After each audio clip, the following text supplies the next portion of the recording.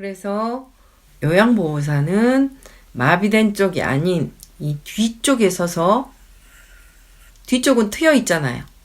그래서 대상자가 뒤로 넘어질 위험이 굉장히 크기 때문에 요양보호사는 반드시 뒤쪽에 서서 보행벨트를 차고 있으면 보행벨트를 잡고 걷는다라고 되어 있어요. 그러니까 보행기를 사용할 때는 요양보호사가 뒤쪽에 서야 된다는 거예요. 그 다음에 돌아와서 침대에 눕는 걸 돕고 혼자 보행기를 사용할 수 있다면 대상자의 손이 닿는 곳에 보행기를 보관해 두는 게 좋겠죠. 그래서 언제든지 사용할 수 있도록 해주는 거죠. 앞에서 이 경우도 봤듯이 3면이 보행차의 경우는 이렇게 되어 있잖아요. 그렇기 때문에 뒷면이 취약한 거죠. 여기가. 그래서 요양보호사가 뒤쪽에 선다고 되어 있어요. 사실은 뒤쪽으로 넘어지신 분들도 굉장히 많거든요. 요양보호사가 뒤쪽에 서라. 그 다음에 참고사항 볼까요? 한쪽 다리만 약한 대상자인 경우, 약한 다리와 보행기를 함께 움직이고요. 일단 체중을 보행기와 손상된 다리 쪽으로 실으면서 건강한 다리가 이제 움직이게 되는 거죠. 그래서 이 약한 다리와 보행기를 함께 움직이고 그 다음에 건강한 다리가 가는 거예요. 편마비가 있을 때. 아까는 제가 3박자라 그랬죠? 보행기, 한쪽 다리, 그 다음 다른 다리. 3박자 형태로 움직이는데 만약에 이분이 편마비가 있어요. 그러면 편마비 있는 쪽과 보행기와 같이 동시에 움직이는 거고 그 다음에 건강한 다리가 나중에 따라가는 거예요.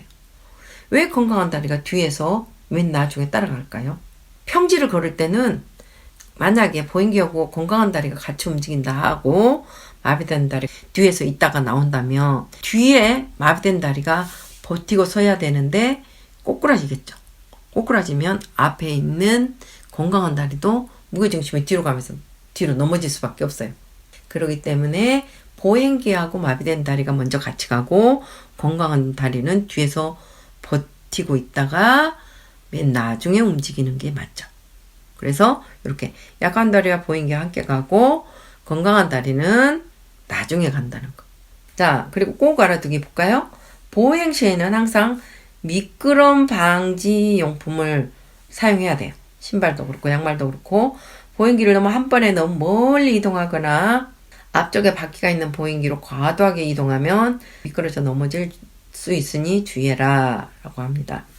그래서 너무 무리하게 그냥 한꺼번에 멀리 뛰려고 하시면 안 된다는 거죠. 자, 이번에는 지팡이 보행 돕기.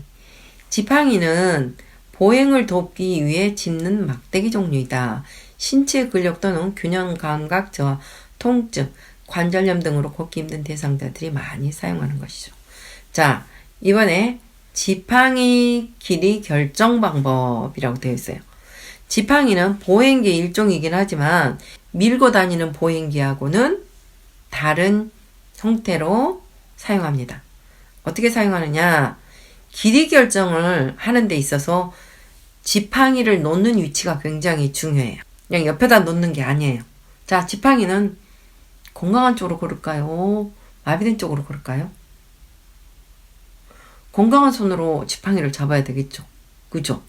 그리고 건강한 다리를 이용해서 걸어야 되는 거고. 그렇다면 지팡이는 일단 건강한 쪽에 건강한 손으로 잡네요. 그렇죠? 이렇게 건강한 손으로 잡게 되는데 이때 지팡이 놓는 위치가 여러분들 어떻게 돼 있어요? 떨어져 있어요. 이렇게 멀리 어떻게 떨어져 있냐? 새끼발가락에서 15cm, 15cm 이렇게 떨어져 있는 위치가 지팡이 놓는 위치예요. 그래서 이렇게 대각선 쪽으로 놓는 거예요. 이 지팡이를 여기다 놓은 상태에서 길이도 재는 거예요. 높이도 둔부 높이라고 되어 있고 팔꿈치가 30도로 구부러져 있어야 되고. 그죠? 똑같아요? 하지만 이 지팡이는 아까 보행기하고 달리 외출해서 돌아다닐 때 지팡이 쓰시는 분 많이 보셨죠?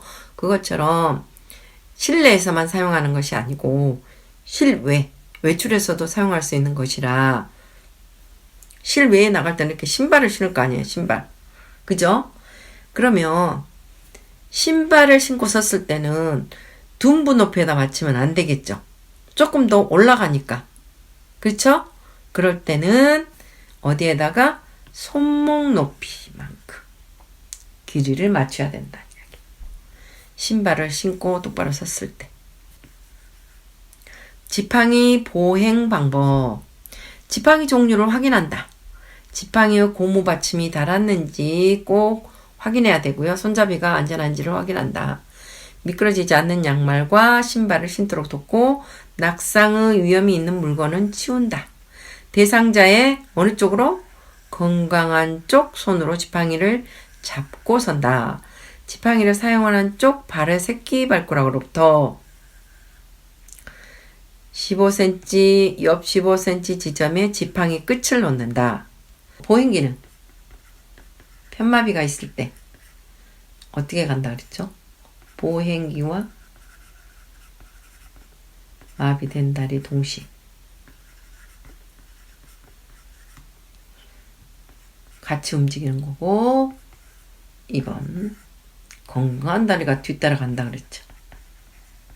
근데 지팡이를 먼저 옮겨 놓고 지팡이를 이 지점에 먼저 한 발자국 앞쪽에다 놓는 거예요.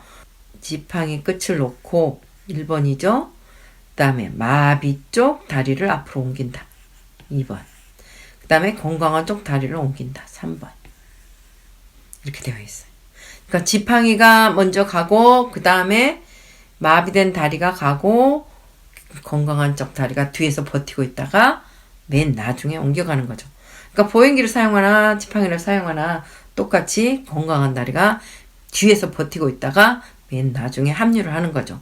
하지만 보행기 같은 경우는 보행기와 마비된 다리가 동시에 움직이는 거고 지팡이 같은 경우는 지팡이, 마비된 다리, 건강한 다리 순으로 3박자로 움직입니다. 여기는 지팡이는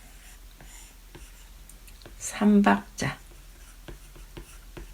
보행기는 2박자. 이동하는 형태가 다르죠? 이렇게 움직인다는 걸 알고 계셔야 됩니다.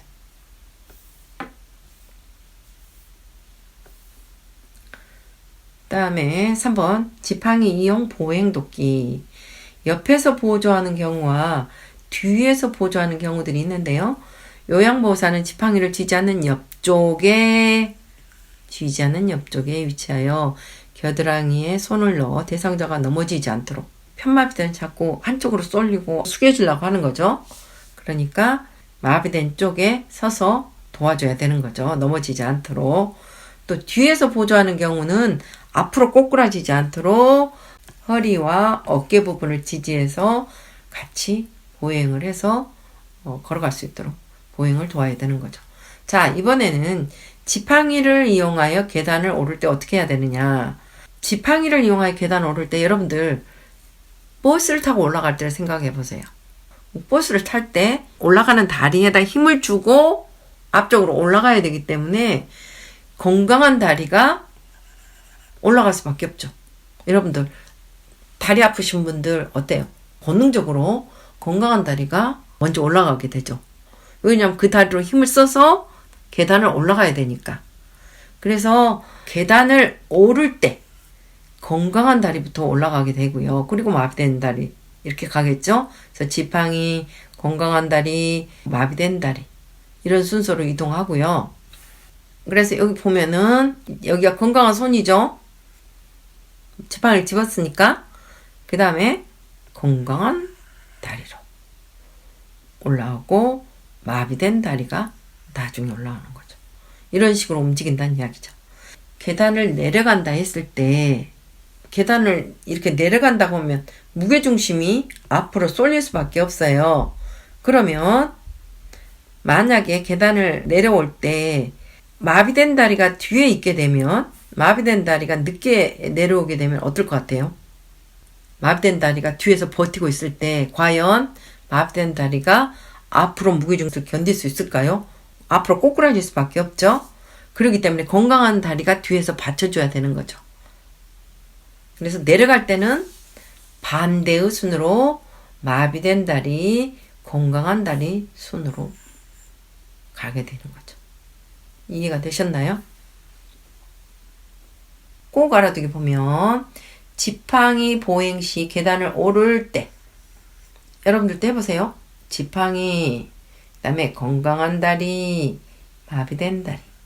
평지를 이동하거나 계단을 내려갈 때, 평지 갈 때나 계단을 내려갈 때는 똑같은 방법이란 이야기예요. 이 경우만 반대예요. 오를 때만 반대. 지팡이, 마비된 다리, 건강한 다리.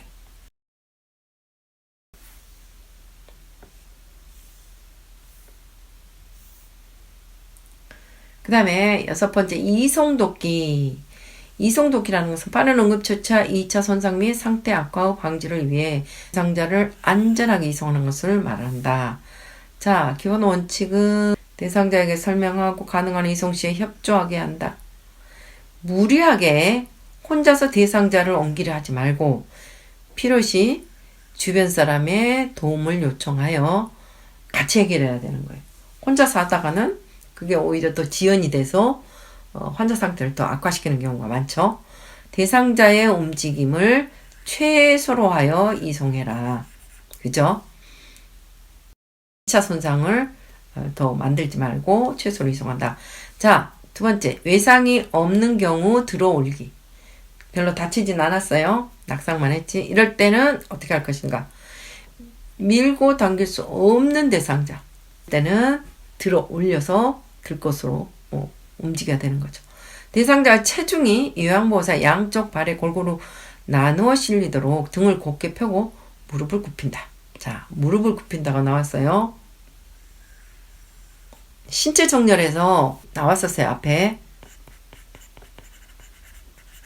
신체 정렬하는 방법. 그죠? 등을 곧게 펴고 무릎을 굽힌다. 그 다음에 대상자 쪽으로 바짝 붙어서 손 전체를 이용하여 대상자를 잡으라고 되어 있어요. 바짝 붙어서. 손 전체를 이용하고 또 관절 밑부분을 잡으라고 되어 있었죠.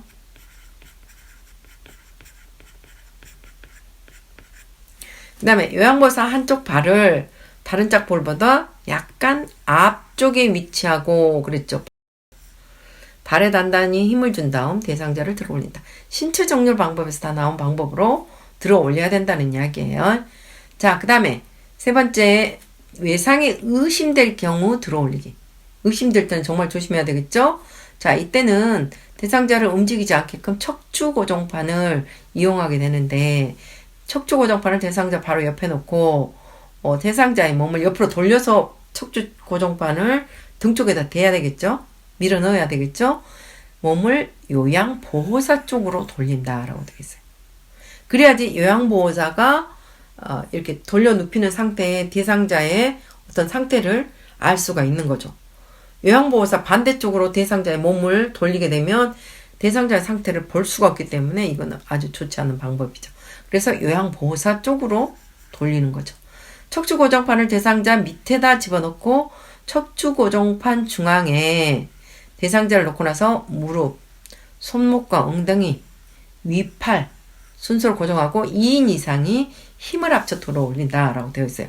이 말은 무슨 말이냐면 척추 고정판을 움직이지 못하게 대놓고 손목과 엉덩이 고정을 하고 위팔 고정을 하고 무릎 부분에 고정을 해서 세 곳을 고정해가지고 들어 올려야 된다는 이야기죠. 그 다음에 1인 부축하기. 혼자서 이렇게 끌고 가야 될 때가 있어요.